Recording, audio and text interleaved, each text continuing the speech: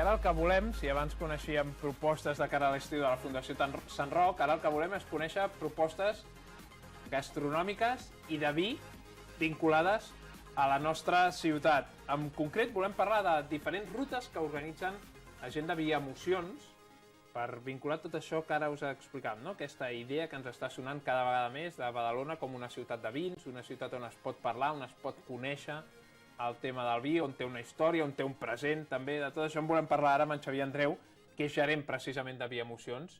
Xavier, molt bona tarda. Hola, bona tarda. Benvingut. Escolta'm, dèiem, de la mà de Via Emocions i l'Ajuntament de Badalona es proposen, que ho anem veient, trobarem aquests llibretes, una sèrie de rutes vinculades al vi. Una que es diu Badalona, la mar de vi, una altra Badalona, els orígens, cultura, natura i vi, tot de temes, denominació d'origen de l'Ella a cavall a la història i al vi, per tant, tot de propostes. Quin tipus d'experiència etnològica voleu donar a través d'aquestes rutes? O sigui, què voleu transmetre del vi, diguéssim? Home, primer volem donar a conèixer el vi de la Déu Alella i concretament el vi de Badalona, però no només això, vull dir, nosaltres tenim un concepte de naturisme molt ampli. Llavors sempre diem que per nosaltres l'enoturisme és conèixer el país a través del vi, i això vol dir conèixer el paisatge, conèixer la gent que el fa. Per tant, proposem, a més de conèixer l'experiència enològica, conèixer la gastronomia badalonina, que teniu plats que són molt badalonins, conèixer el museu amb la història romànica de Badalona, anem també a Tallà, a Tiana, treballem en un hotel de la Déu Alella, o sigui, realment són unes experiències molt completes. No es centren només en el vi, aquestes experiències. No.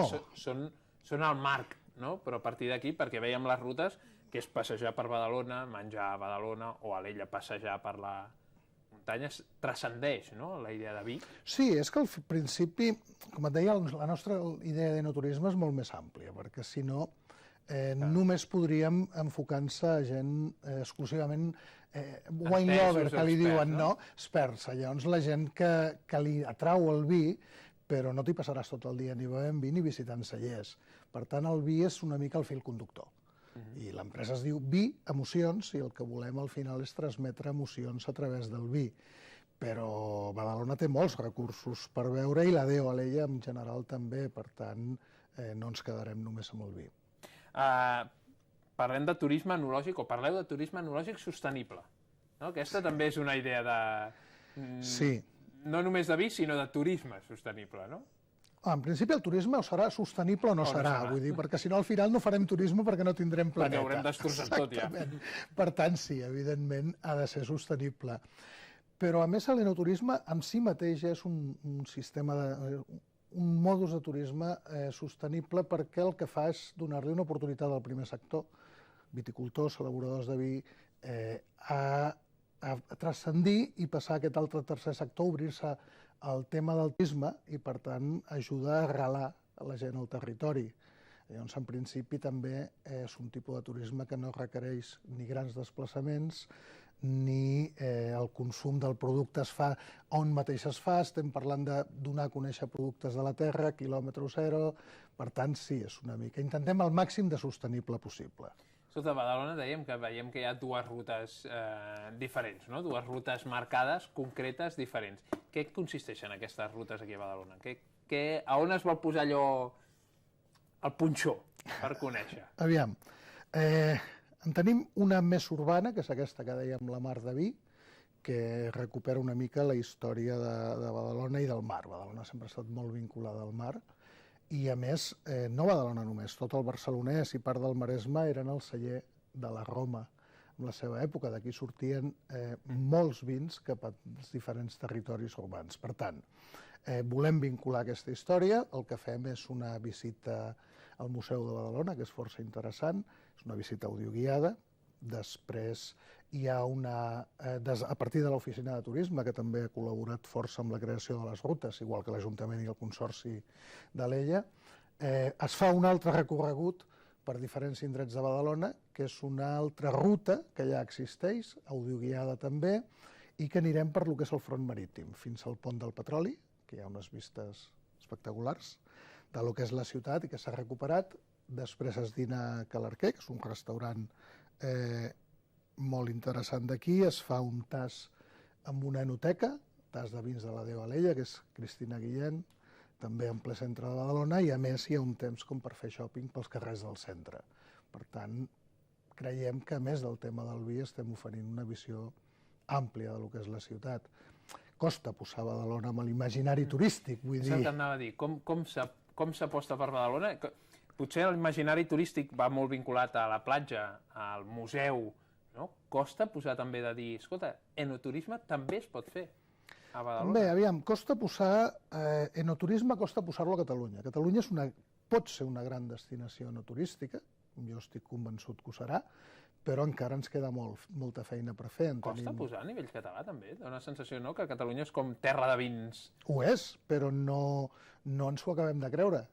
I no la tenim posicionada a l'exterior.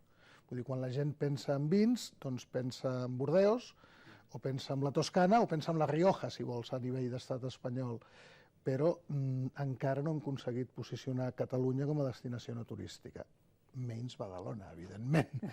Però Badalona, a més, té el hàndicap de que no està posicionada ni com a destinació turística en general. Vull dir, l'imaginari... Quan nosaltres creàvem aquests productes, dèiem que estàvem fent paquets a Badalona. Clar, una mica el concepte que tenim, sobretot els barcelonins de Badalona, és allò, la ciutat aquella, dormitori industrial, no hi ha el concepte de que té... Per això aquesta aposta, jo crec que és una aposta molt interessant per dir en tenim moltes més coses i per tant anem a ensenyar-les. Xavier, a més, una dels lemes és no perdeu el temps en desplaçaments, el temps que podeu dedicar a vosaltres. És un gran avantatge. Vull dir, no t'hi has d'anar 150 quilòmetres. Vull dir, és més, pots arribar amb el metro, que això també és un altre model de sostenibilitat. I l'altra ruta, que és aquesta que fem de natura, història i vi, està prevista perquè es pugui fer totalment caminant o en transport públic. I això ens obre el ventall cap a tots els turistes que rep la ciutat de Barcelona, 8 milions, pels que Badalona pot ser Barcelona. Ells no tenen... O sigui, aquest concepte de desplaçament de ciutat no el tenen tan clar com nosaltres. Arriben amb el metro, per tant, per què no puguem ensenyar-li un celler, una vinya urbana, com és la Masia Can Coll, que teniu aquí, una vinya totalment urbana, i es fa vi, i es vi badaloní, per tant, penso que és un atractiu força interessant. Xavier, nosaltres hem marxat també, aprofitant que venies tu aquí, hem dit, escolta, per què no anem a veure vinyes també d'aquí a Priop? I ens n'hem anat fins a l'Ella. Amb la nostra unitat mòbil ha marxat cap a l'Ella. Abans ja t'hem dit, hem anat al Boquet, i ja ens has dit qui era, perquè clar, heu parlat amb ell, clar, evidentment. Ens coneixem fa anys, sí. Doncs nosaltres hem anat fins allà a la nostra unitat mòbil, no sense problemes. La Paula Rossinyol i en Guillem Martín han marxat, com dèiem, a conèixer quina és la situació ara mateix de les vinyes, perquè recordem que fa uns dies, quan vam parlar del Tastian aquí, celleristes o propietaris de cellers d'allà de Tiana ens deien que ara les vinyes tenen un aspecte preciós, és molt digne d'anar-hi en aquesta època de l'any. Doncs nosaltres, evidentment, hi hem anat.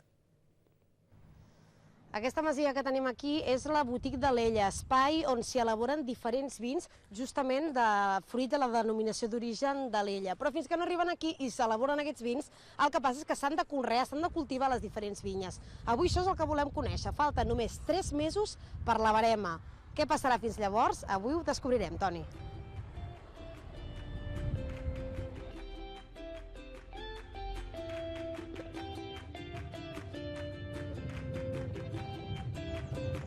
Per conèixer justament com es cultiven aquestes vinyes, avui ens hem desplaçat fins a trobar en Toni Sardà, que és viticultor del Boquet de l'Ella, que és el lloc on ens trobem ara. Com estàs? Molt bé. Toni, bona tarda. Vinga, bona tarda. Que consti que el Toni estava ocupat. Hem vingut i tenia molta feina perquè em sembla, Toni, que ara és un moment àlgid per aquest cultiu de la vinya. Com funciona això? Aviam, mira, ara precisament degut a les pluges que hem tingut aquests dies, és un moment que hem d'estar molt pendent de la vinya, no? Degut a les humitats, és un procés que els fongs, o sigui, les humitats que tenim, als fongs els agrada, no? I amb la qual tenim bastants problemes de wildiu i mildiu. I degut a això hem d'estar una mica pendent d'ells. Nosaltres, pel fet de fer vins ecològics, hem d'estar doblement atents a la vinya, no? Estan una mica fent el seguiment, a veure com va. En principi, de moment, sembla un any que tindrem una bona anyada, Veurem com acaba, perquè això no es pot dir fins que arriba el moment de la brema, no? Però bueno, de moment pinta bé. Pinta bé, els ceps han crescut molt bé i veurem de cara al setembre a veure com pinta. Llavors, aviam, nosaltres aquí amb el cultiu de la vinya el podríem diferenciar amb tres èpoques importants, no? Una seria el moment de lo que és la poda.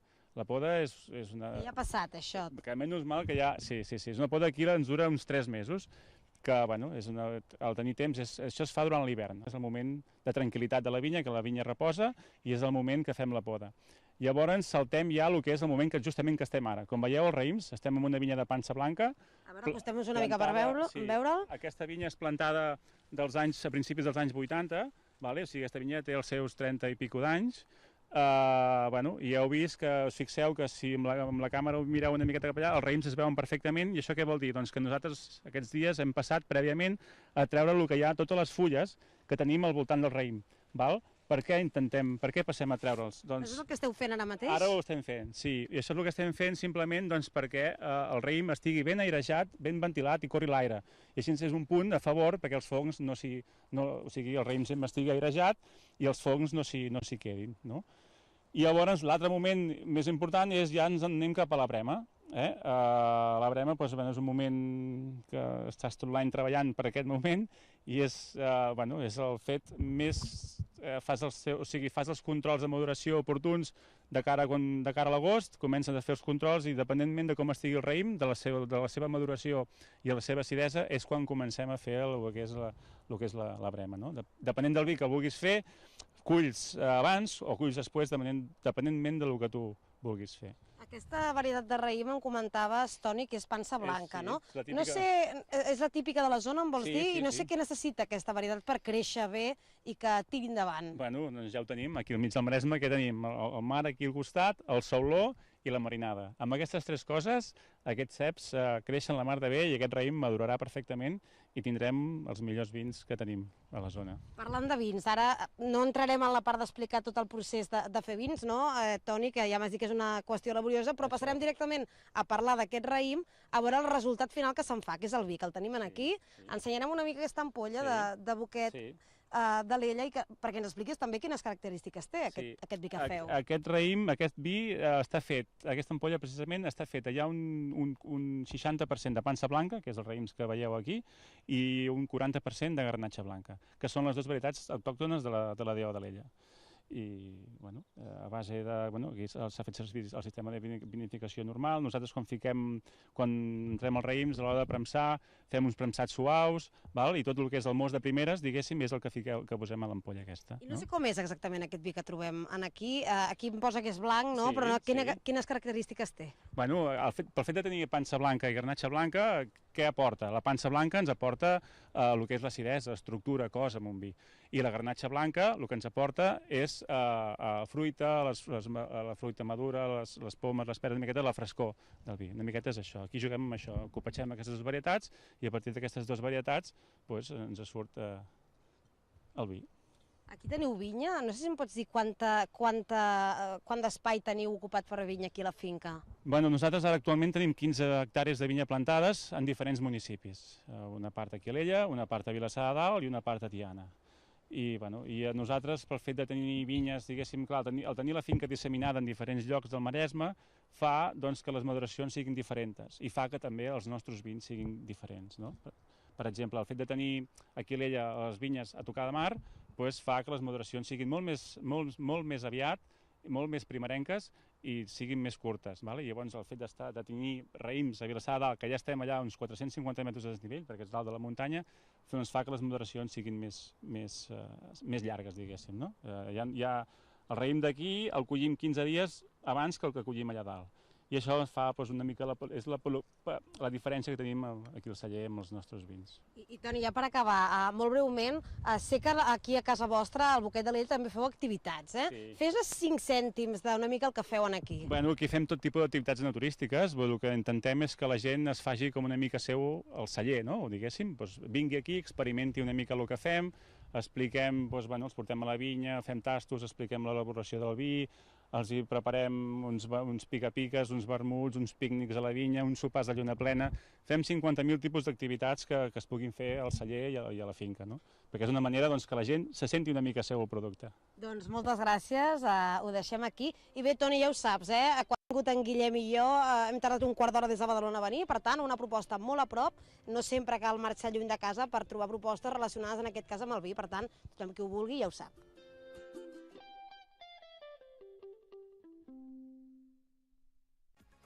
Una mica claríssim, més propostes, Xavier, d'enoturisme, no? Aquí a la DO d'Alella, aquestes, de fer aquestes prioritats. Escolta, Xavier, per què és important? Per què és important conèixer denominacions d'origen catalanes, diguéssim? Què aporta?